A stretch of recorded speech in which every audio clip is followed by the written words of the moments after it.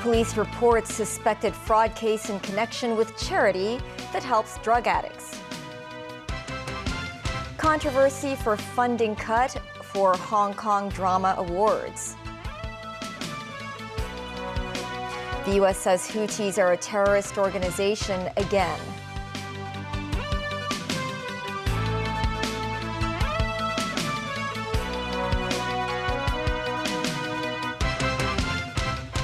Hello and welcome to TVB News. 4 directors of the Christian Zheng Sheng Association have been arrested on suspicion of being connected to a $50 million fraud scheme. 3 other directors who are currently overseas, including Christian Zheng Sheng College headmaster Alman Chan, are on the police's wanted list. Timothy Lee has our top story. A suspected fraud scandal rocking a well-known anti-drug charity organization. According to a social media page belonging to Christian Junction College headmaster Alman Chan Siu-chuk, who is one of the suspects allegedly involved in the suspected fraud case and currently on the run, was last seen in the UK earlier this month. Sources said another of the directors under suspicion is the association's founder Jacob Lam. Police earlier arrested 4 Christian Junction Association directors aged between 34 and 77, seizing large amounts of operational records and bank documents. The force said they received reports at the end of December about issues related to Christian Junction Association's accounts and promptly began investigations. They found that Chan sought financial support online to assist the school between October and December 2020, citing declining donations with the aim of securing $300,000 per month. Chan ultimately received $45 million, but investigations found that donations to the Christian anti-drug organization were on an upward trajectory even before Chan's online post. Less than 10% of the new donations were allocated to Christian Junction College. Police also noted more than 300 transfers of the funds were made to the association's directors and Chan's accounts between late 2020 and 2023. This as more than $50 million were transferred abroad on 13 occasions between 2022 and 2023. The force emphasized the decision by certain directors to flee after investigations got underway raised suspicions. They added a number of suspects began adjusting their personal assets half a year before the donations began. Located on Lantau Island, Christian Junction College provides education and living quarters for young people fighting drug addiction. Timothy Lee, TVB News. The Hong Kong Arts Development Council has cut funds to the Hong Kong Drama Awards, citing the event's harm to the council's reputation. The annual ceremony has been held for some 30 years. The council's chair, Kenneth Falk, explained that the move is to reduce legal risks, but a lawmaker raised concerns about the ensuing chilling effect on the art industry. Jackie Lin with more. On Wednesday, the Hong Kong Federation of Drama Societies revealed it received 2 letters from the Hong Kong Arts Development Council in early December. The council said it will no longer subsidize the Hong Kong Drama Awards, following complaints that cited inappropriate arrangements during last year's ceremony. The council said there were views that the event might have directly or indirectly harmed the council's reputation. One letter mentioned the intense competition and limited resources of the council. The Drama Federation said it tried to seek clarity over what specific arrangements and content had raised concerns, but said the council has not given a reply. The Arts Development Council's chairperson Kenneth Falk meanwhile said they received a letter from the Federation on December 31st, and the body replied on Friday. Falk said in the allocation of resources, the body has a duty to minimize its risk of breaking the law, including the national security law. It's understood the awards last year featured presenters including political cartoonist Zun Zi, who has often been criticized by government officials, and journalist Bao Choi, who was arrested over making false statements to access vehicle records, but was later cleared of wrongdoing at the top court. The award was themed Courage. Noting the move's chilling effect on the art industry, lawmaker Teck Chi-yun said the Federation had received government subsidies for more than 20 years, and the abrupt suspension will have deep repercussion on the city's art scene. The Leisure and Culture Services Department also told the Drama Federation it will not offer a venue for the 32nd awards ceremony this year. The Hong Kong Drama Awards was first held in 1992. The Federation says it will not give up on hosting the Drama Awards. Jacqueline, TVB News. Former CEO of Next Digital Chung Kim-hum continued to testify as an accomplice witness in media tycoon Jimmy Lai's national security trial this afternoon. Chung said Lai first brought up the idea of launching an English edition of Apple Daily in May 2020 in a WhatsApp group. That's to reach out to American readers. Lai also asked for English translations of articles from the newspaper's Chinese edition that were against the Chinese Communist Party, Chung added. On the online talk show Live Chat with Jimmy Lai, Chung said Lai and his personal assistant, Mark Simon, were responsible for arranging guests themselves without the help of Apple Daily staff. The hearing will continue tomorrow morning. There has been no change in the 3-month unemployment rate. The Census and Statistics Department says the seasonally adjusted rate stood at 2.9% between October and December. Most sectors saw a slight increase in workers getting jobs. Total employment is still around 3.7 million. Secretary for Labor and Welfare Chris Sun predicts more inbound tourism should continue to boost job opportunities. Overseas, amid high tension in the Red Sea, the U.S. has put the Houthis back on their list of designated terrorists. The militants have been firing missiles at American and Israeli allied ships in support of the Palestinians in Gaza. This as the U.S. military launched more strikes on Houthi targets in Yemen. David Garrett reports. Funerals for the Houthi fighters killed in recent US air raids. America has vowed to weaken the militants' capabilities so they can no longer target vessels in the Red Sea. A spokesperson for the Houthis said his group will attack Israeli and US ships in support of the Palestinians in Gaza, and that the Houthis are not deterred by another US strike on their infrastructure. The Yemeni armed forces have carried out an operation against US-owned ship Genco Picardy in the Gulf of Aden using a number of missiles. The hit was precise and direct, Brigadier Yahya Sari said. The Yemeni armed forces emphasises that the response is inevitably coming. In Washington, D.C., the Pentagon confirmed strikes continue and believe they are making an impact. We hit what we intended to hit with good effects. Again, the objective here was to disrupt and degrade Houthi capabilities to conduct attacks. And we believe that overall, in terms of the scope and the number of strikes that we took, we have degraded their ability to attack. Clearly, they maintain some capability. The Joe Biden administration have put the Iran-allied group back on their list of terrorist groups. President Biden had initially reversed a Donald Trump policy in 2021. These attacks against international shipping have endangered mariners and disrupted the free flow of commerce and freedom of navigation. For the past several weeks, the United States, with allies and partners around the world, has made clear that there must be consequences for those attacks. In the press conference, a journalist asked whether America's support of Israel is the problem. I don't know what attacks on those ships has to do with the conflict in Gaza. In fact, I do know what it has to do with the conflict in Gaza. Nothing. For those in the shipping industry, the situation in the Red Sea is dangerous at a costly time. This has temporarily changed the dynamic of the market. Freight rates have gone up, and it's more acute now because we're in a sort of busy demand period in the pre-Chinese New Year.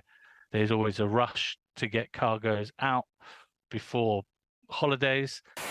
With neither the Houthis or US backing down, it is unclear how long the difficult period in shipping will continue. David Garrett, TVB News.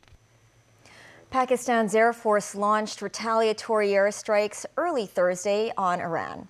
The strikes in Sistan and Baluchistan province follow Iran's attack Tuesday on Pakistani soil that killed 2 children in the southwestern part of the country. Allegedly targeting militant positions, the Pakistani Air Force killed at least 7 people during the attack. Iran and nuclear-armed Pakistan have long regarded each other with suspicion. The attacks also raised the threat of violence spreading in the Middle East. Several insurgent groups operate in Iran and Pakistan, including the Jaish al-Adl Sunni separatist group that was targeted by Tehran in its own strike. They have a common goal of an independent Baluchistan for ethnic Baluch areas in Afghanistan, Iran, and Pakistan. Singapore's former Transport Minister S. Iswaran has been charged in court with corruption after resigning earlier. In his resignation letter published by the Singaporean Prime Minister's office, Iswaran said he rejected the charges and will focus on clearing his name. If convicted, he could be fined up to 100,000 Singaporean dollars or face 7 years in prison. Singapore's Corrupt Practices Investigation Bureau said Iswaran, who was arrested in July, is alleged to have obtained kickbacks valued at over 384,000 Singaporean dollars from property tycoon Ong Beng Seng. Charge sheets show the alleged favors include tickets to football matches, musicals, flights on Ong's private plane, and tickets to the Singapore Formula One Grand Prix. Still ahead, Hong Kong has a new logo to represent the city. The Rwanda bill on sending refugees to the African country is passed in the British Parliament. New process to improve docking in Chinese space station.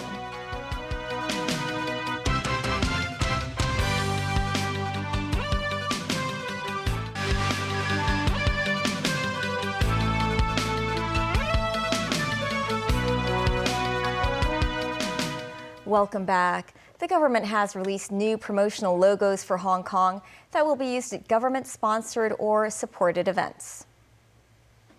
The design stems from the door always open architecture of the central government offices. They will come in 5 colors, including blue, green, and red. The Government Information Services, which designed the logo, said the concept of the design highlights the government's open-minded attitude to events. Authorities will hold an exhibition starting next Monday to promote the logo to the public. The Hong Kong Red Cross said there is only 3 to 4 days worth of blood left in its blood bank owing to the effects of the flu season. The blood transfusion service said it lacks most in blood types O and A and called on residents to donate blood urgently. The Hong Kong Red Cross said it typically receives between 18,000 and 19,000 packs of blood a month, but received around 1,000 fewer packs in December because of the influenza season. The Red Cross added many residents believe they cannot donate blood after they are vaccinated for the flu, but they stressed it is safe to do so a day after the jab if donors do not feel sick. Professor Wallace Lau of the University of Hong Kong's new Dean of the Faculty of Medicine revealed the institution's bid to recruit more staff and expand its campuses in the coming few years. Jackie Lin with more. Every year, 295 students are admitted to the University of Hong Kong's medical school. But with the brain drain facing the city's public health sector, more students might be able to study medicine at HKU in future. This as Professor Wallace Lau Chak-sing, who was appointed HKU's Dean of the Faculty of Medicine last year, revealed the medical school is ready to expand its student intake.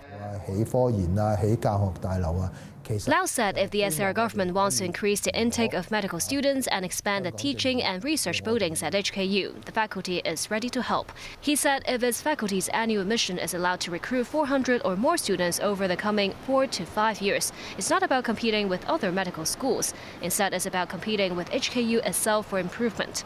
With more students comes a need for more teaching staff. Lau admits there was a manpower crunch, but the faculty recruited 35 new staff members from around the world over the past 1.5 years. There's also a team dedicated to the global and mainland recruitment efforts. He added the planned development of a new teaching hospital in the northern metropolis and a medical campus in Shenzhen could promote more collaboration for scientific research with hospitals in the Greater Bay Area. They include the sharing and exchanges of clinical and research data.